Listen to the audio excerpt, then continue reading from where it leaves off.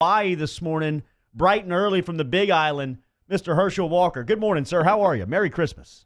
Hello there. How you guys doing? Doing all right. At what time of the day do you start your 3,500 sit-up routine? Well, I'm going to start it just a little bit. It's about 4:30 here in the morning, so I'm headed out to Schofield, our military base, and so I get them in before I go out there. Damn, all Oh, 3,500? 3,500 sit-ups, about 1,500 push-ups. Yes. So how do you break up the reps? Well, between the sit-ups, anywhere between 3 to 500 in them set, and I'm doing more of a crunch, and these push-ups anywhere between 50 to 75 in a set with different hand positions. That's awesome. unbelievable. Herschel Walker joining us this morning, 104.5 ESPN Baton Rouge, ESPN New Orleans, and Alexandria. Heisman Trophy over the weekend. You were up in New York. You guys always get back together that weekend. How cool is it for a winner to go back to that event? And what'd you think of the festivities where Kyler Murray was crowned this year's Heisman Trophy winner? Well, it was exciting. It was exciting because it was a very, very close race. The three competitors were very, very good athletes. Kyler Murray won it. Tua has had an excellent year at Alabama, and so you can't take anything away from the two guys there at Ohio State and Alabama. But Kyler Murray came away with the win, which was interesting. After Tua won the MVP for college football back Thursday night, so it was kind of interesting to see the way it played out. Talking to Herschel Walker here, and with that, what are your kind of lasting memories? You won one Heisman, you should have won two. What are your lasting memories from that ceremony, and then just like how much has it grown since you won the award in the early '80s? I think because of all the media today, I think with everything with all the tweeting and all that, the media has gotten a little bit bigger today, and I think now the athletes get a little bit more publicity about it. I think the year I won it, I was surprised.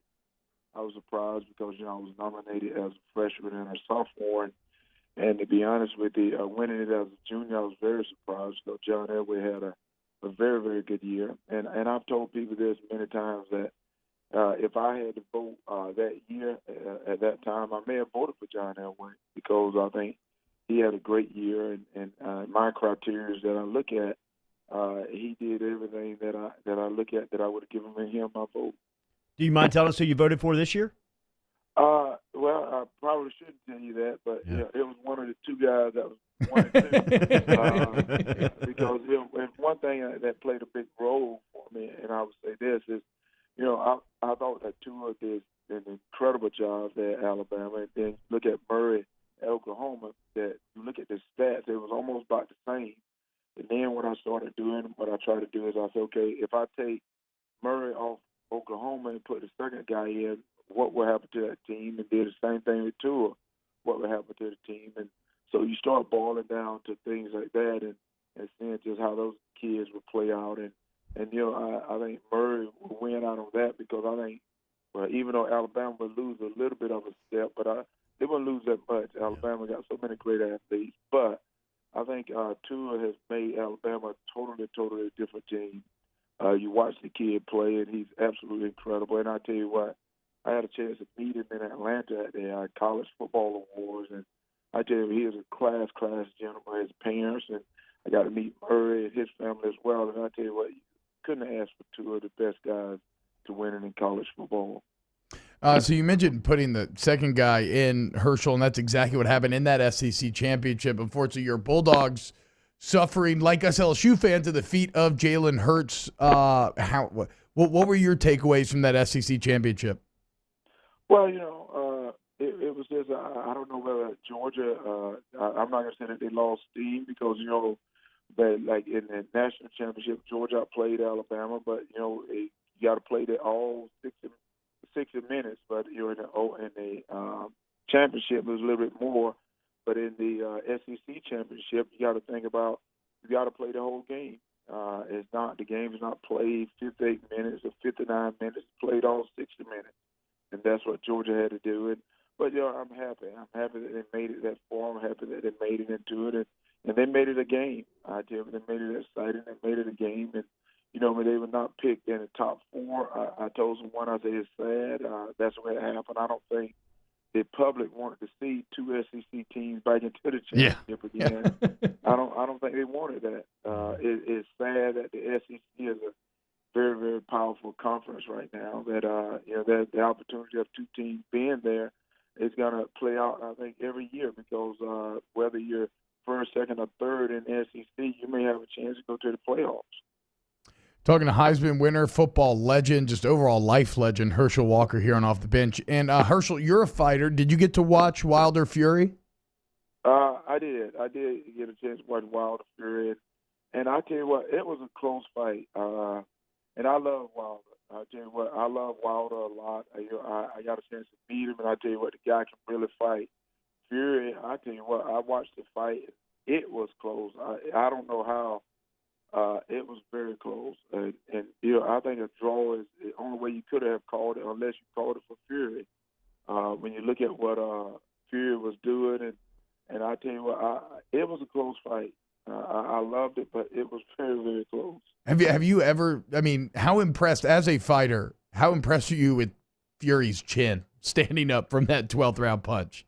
Well, I was very impressed. You're talking about a guy that has a chin. And it was interesting, because you watch that last knockdown that he got from Wilder. He lay there sort of like, I thought he was out of it. Yeah. And it seemed like he thought about it. He thought about it and said, no, I'm getting up. And he got up. I was totally shocked. And, normally when Wilder started walking away with that strut that he had, he's got the guy down. But Fury thought about it for a second and sort of looked up toward heaven, and I reckon he said, I'm getting up.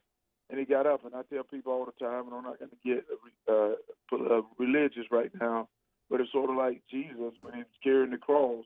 He knew what he was going to do. He knew what was going to happen, and he buried the cross, and all of a sudden looked toward heaven and said, forgive them, for they know not what they do.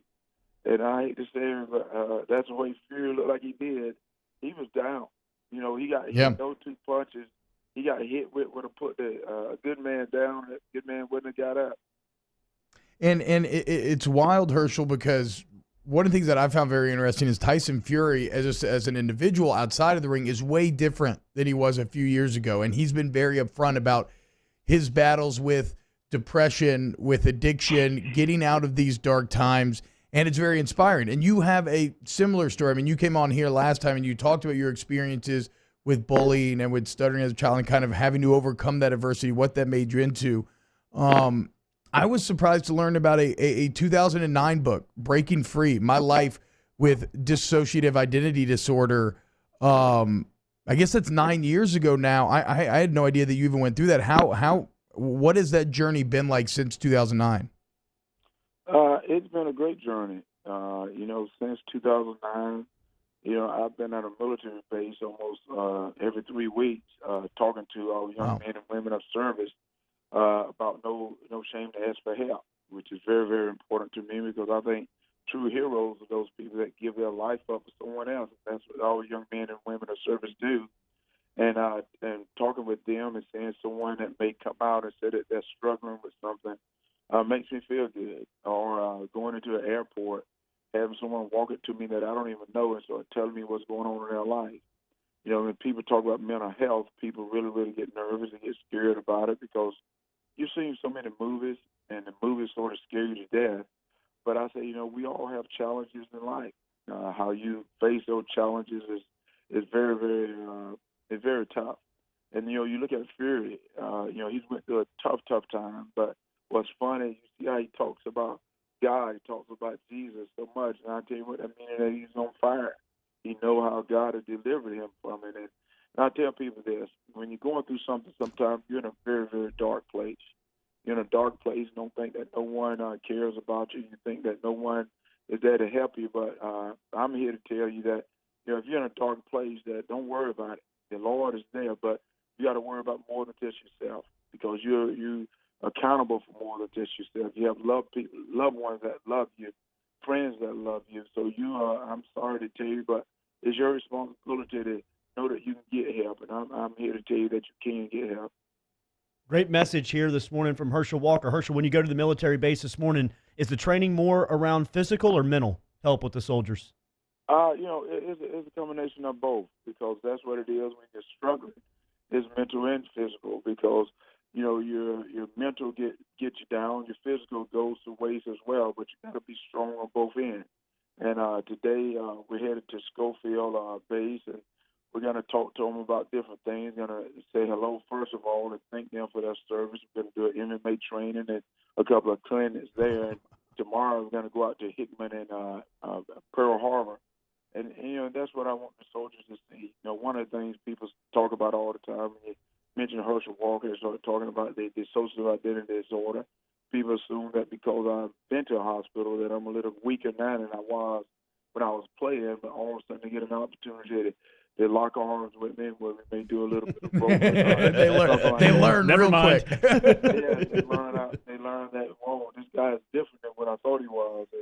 And already get to line up and we go run a good 40 and get to see that at my age that this guy is totally different. And I think then people start wanting to listen to what I got to say, because what I say is true. I had a tough time. I didn't understand it. But, one thing about it is my mom, she always told me, as long as I got Jesus, I'm never alone. And I've learned that, and I continue to preach that. And I tell people, I'm not trying to put down any one religion. That's not what I'm going to do. I just tell people what I believe in, and I believe in Jesus because he delivered me.